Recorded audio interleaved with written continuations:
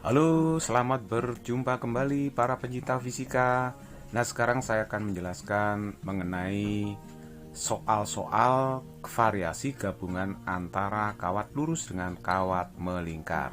Tapi sebelumnya saya akan memberikan review sedikit ya mengenai teorinya. Sebenarnya sih teorinya sudah pernah saya posting di video saya sebelumnya. Tapi tidak apa-apa, saya ulangi sedikit ya biar ingat lagi. Misalkan di sini ada kawat lurus panjangnya tak berhingga berarus I, itu akan menimbulkan medan magnet di sekitarnya kan? Nah, kalau ditanya berapa induksi magnet pada jarak A kecil dari kawat, kita jawab dengan rumus ini kan, B sama dengan mu 0 I per 2 pi A. Ini berdasarkan hukum Biot-Savart. Dan ini pun sudah pernah saya buktikan rumus ini di postingan saya sebelumnya. Nah, kalau min 0 itu adalah permeabilitas magnet ruang hampa seperti biasa 4pi kali 10 pangkat min 7 Weber per ampere meter. I itu adalah arus yang mengalir dalam kawat.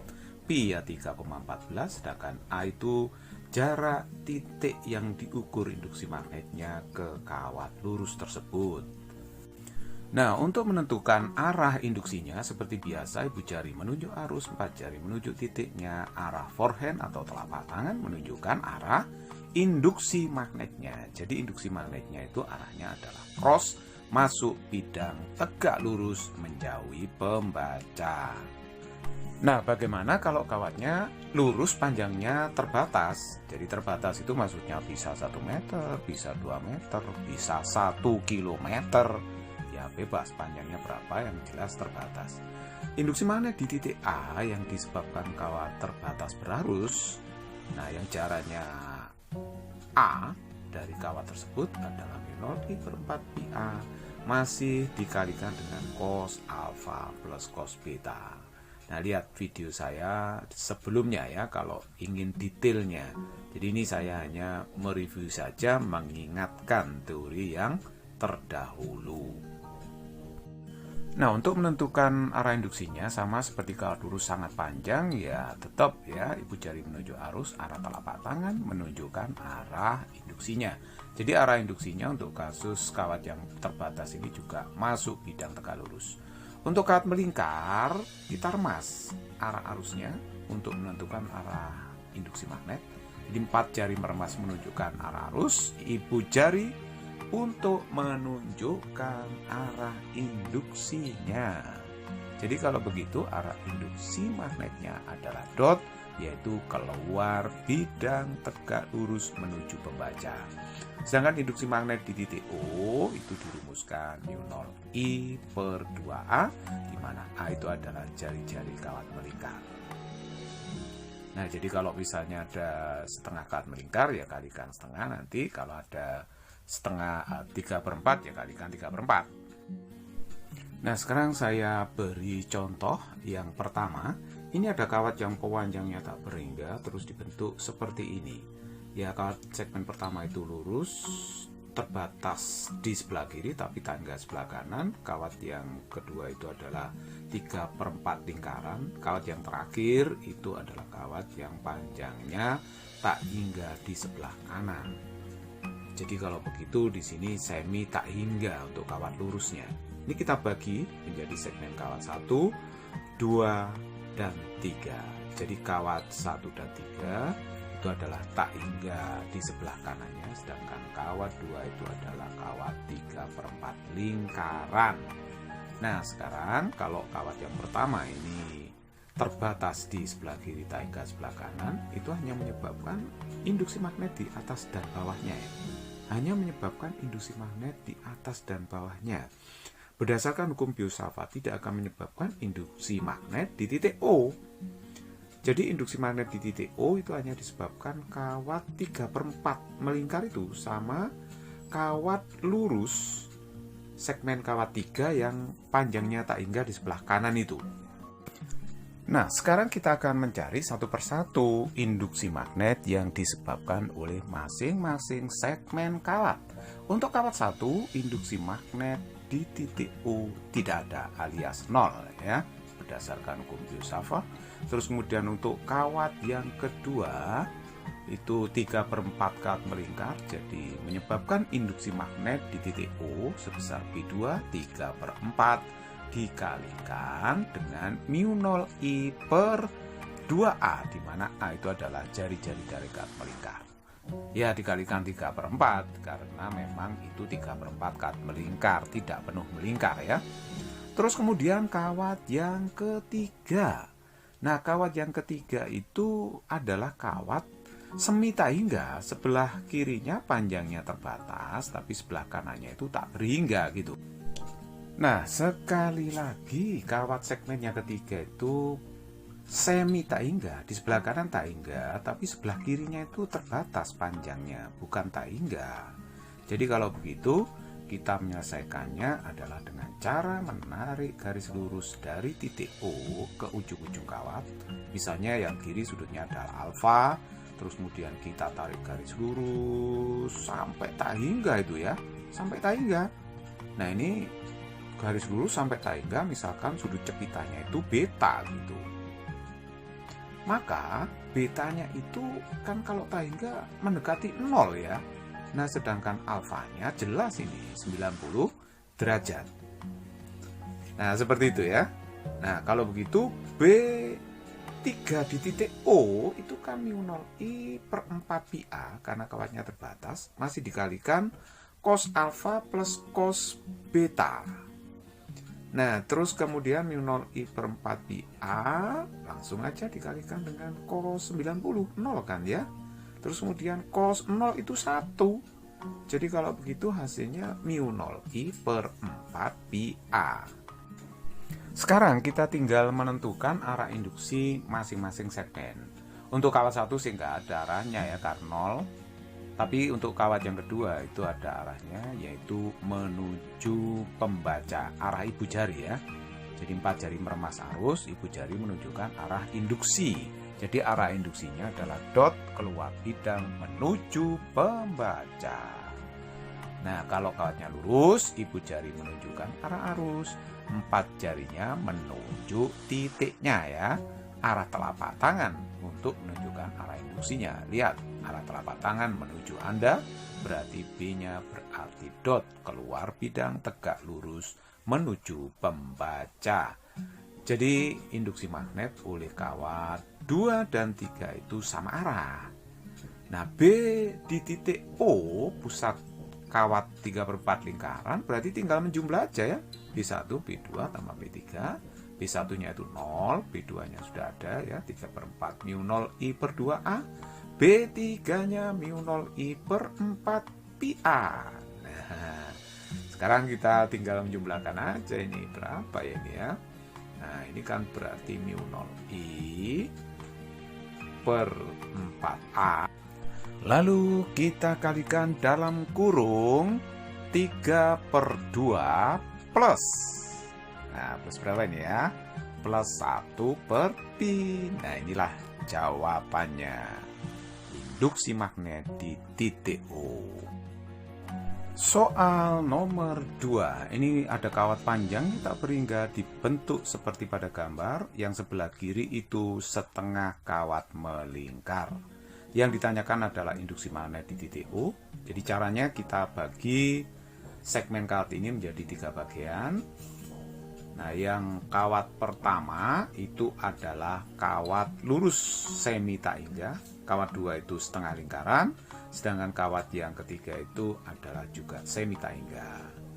Nah, sekarang perhatikan, ini jari-jari kawat melingkarnya itu A.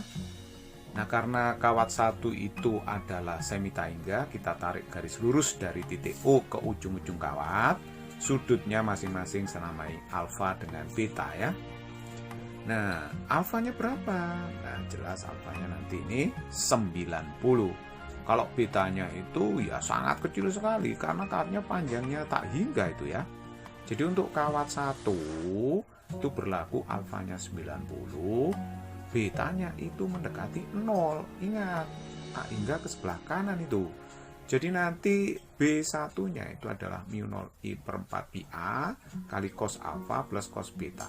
Ya, menggunakan rumus ini ya, karena panjang kawatnya itu semi tahingga atau semi terbatas gitu. Jadi karena nilai cos 90 itu 0, cos beta itu 1, kita dapatkan nilai mu 0 I per 4 pi A untuk B1 di titik O. Kawat segmen 1 dengan 3 itu sebenarnya segmen kawat yang sama ya. Itu akan menimbulkan induksi magnet yang sama di titik O. Karena di sini alfa betanya sama. Kalau kita tarik garis dari titik O ke ujung-ujung kawat. Lihat itu ya, alfa betanya sama. Jadi kalau begitu untuk kawat yang ketiga ini kita tidak usah hitung lagi, induksinya pasti sama dengan kawat 1, yaitu sama dengan B1 mu 0 I per 4 pi A. Nah untuk kawat yang kedua itu kawat setengah lingkaran. Nah ini harus kita hitung untuk kawat setengah lingkaran. Kalau penuh kan mu 0 I per 2A rumusnya ya. A itu jari-jari lingkaran. Karena ini hanya separuh ya dikalikan setengah. Ya setengah mu 0 I per 2A. Nah sekarang kita menentukan arah induksinya ya, disebabkan masing-masing kawat. Untuk kawat yang pertama, ibu jari menuju arus, 4 jari menunjuk titik O. Nah arah forehand telapak tangan menunjukkan arah induksinya. Berarti arah induksinya masuk untuk B1 ini, simbolnya adalah cross. Nah terus kemudian untuk segmen kawat kedua, kawatnya itu melingkar. Jadi kita remas arah arusnya, ibu jari menunjukkan arah induksinya. Jadi arah induksinya adalah cross juga, masuk bidang tegak lurus menjauhi pembaca. Untuk kawat yang ketiga, ibu jari menuju arah arus, 4 jari menuju titik O. Nah arah forehandnya menunjukkan arah induksinya, jadi juga cross. Jadi semua arahnya sama, yaitu masuk bidang tegak lurus menjauhi pembaca. Jadi induksi magnet di titik O ini tinggal menjumlahkan aja, jadi B1 tambah B2 ditambah B3 gitu kan ya, karena vektornya sama arah. Jadi kalau kita jumlahkan ya kita masukkan aja masing-masing. Tapi B3 ini sama dengan B1 ya. Jadi kalau begitu ini bisa ditulis 2B1 plus B2. Ingat, B3 sama dengan B1 ya. Sama nilainya. Nah, sehingga kita tinggal masukkan 2 kali mu 0 I per 4 pi A ditambah dengan B2-nya setengah. Ya, mu 0 I per 4A ya. Nah, seperti itu. Jadi, kalau begitu ini ada yang bisa dikeluarkan sepertinya. Iya, mu 0 I per 4A dikeluarkan karena sama di setiap suku. Jadi ini dikalikan dalam kurung, berarti 2 per pi ditambah dengan 1. Nah itulah jawabannya. It's very simple. Nah untuk soal berikutnya, ini ada kawat yang panjangnya tak hingga dibentuk seperti pada gambar. Jadi ada bagian yang kawat lurus, ada juga bagian kawat seperempat lingkaran. Yang ditanyakan induksi magnet di titik O.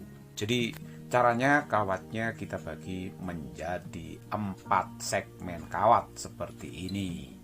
Nah setelah itu kita akan menentukan besar induksi magnet di titik O yang disebabkan oleh masing-masing segmen kawat. Untuk segmen kawat 1, perhatikan baik-baik di situ segmen kawat 1. Nah, induksi yang ditimbulkan oleh segmen kawat 1 di titik O berdasarkan hukum Biot-Savart tidak ada. Jadi segmen kawat 1 itu hanya bisa menimbulkan induksi magnet di atas dan bawahnya. Jadi B1 itu 0 di titik O. Jadi sama sekali tidak ada efeknya karena 0 ya. Nah, untuk kawat yang kedua itu berbentuk seperempat lingkaran. Itu akan menimbulkan induksi magnet di titik O. Nah, saya namakan B2 ya. B2-nya mu 0 I per 2A kalau melingkar penuh. Karena ini hanya seperempat kawat melingkar dikalikan seperempat. Kan gitu ya. Kawat 3, nah itu kawat lurus dengan panjang A. Berarti kawatnya ini kan terbatas ya. Terbatas, hanya sepanjang A. Nah ini ya. Jadi kalau terbatas hanya sepanjang A ya kita tarik garis lurus dari titik O ke ujung-ujung kawat. Nah sudutnya misalkan alfa dan beta misalnya gitu. Nah alfa dan beta ya, beta yang sebelah kanan ini. Nah itu sudut cepitannya alfa dan beta. Nah sekarang kita pasti tahu berapa nilai alfa itu, gampang banget. Nilai alfa itu adalah 90 derajat, ya kan? Nah sedangkan beta berapa ini? Nah ini A itu A. Nah, kalau sisinya sama berarti betanya kan 45 derajat, ya kan? Nah, terus kemudian kalau kita mencari B3 ya, di titik O berarti ya rumusnya mu 0 I per 4 pi A pakai kawat panjang terbatas masih dikalikan cos alfa plus cos beta. Jadi mu 0 I per 4 pi A cos alfanya cos 90. Cos 90 itu berapa ya? Cos 90 itulah 0 ya, 0. Sedangkan cos betanya itu cos 45 setengah akar 2. Nah, akhirnya hasilnya adalah mu 0 I per 8 pi A akar 2. Begitu mudah ya. Nah, itulah B3 di titik O. Nah, sekarang untuk kawat yang keempat. Nah, bagaimana untuk kawat yang keempat ini? Dia hanya bisa menimbulkan induksi magnet di sebelah kiri kanannya aja, ya tidak sampai ke titik O. Jadi B4 di O itu nggak ada, 0. Tidak ada sumbangsihnya di titik O induksinya karena 0 ya di titik O itu. Nah, sekarang arahnya untuk kawat segmen yang pertama ya arahnya nggak ada lah, wong itu 0 ya B1-nya. Untuk kawat yang kedua itu arahnya, lihat arah ibu jari. Jadi setelah arusnya diremas, arah ibu jarinya itu kan menuju Anda, berarti kan dot ya. Jadi 4 jari meremas menunjukkan arah arus. Dot ya, dot itu artinya keluar bidang secara tegak lurus menuju membaca. Untuk kawat yang kedua kan lurus, ibu jari menuju arus, arah telapak tangan menunjukkan B-nya. Jadi B3 itu arahnya keluar di titik O, sedangkan yang B4 yang nggak ada lah arahnya karena induksi magnetnya kan 0. Nah, sekarang kalau sama arah B di titik O itu tinggal menjumlahkan aja lah ya. Tapi ingat tadi B1 sama B4 kan 0 ya. Jadi kita tinggal menjumlahkan B2 dengan B3 saja. B2-nya mu 0 I per 8A.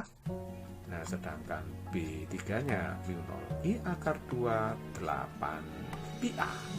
Ini ada yang sama. Kita keluarkan aja ya. Jadi mu 0 I per 8A. Nah, terus kemudian di dalamnya tinggal 1 plus akar 2 per pi. Tentu saja satuannya Tesla dalam SI. It's very easy problem.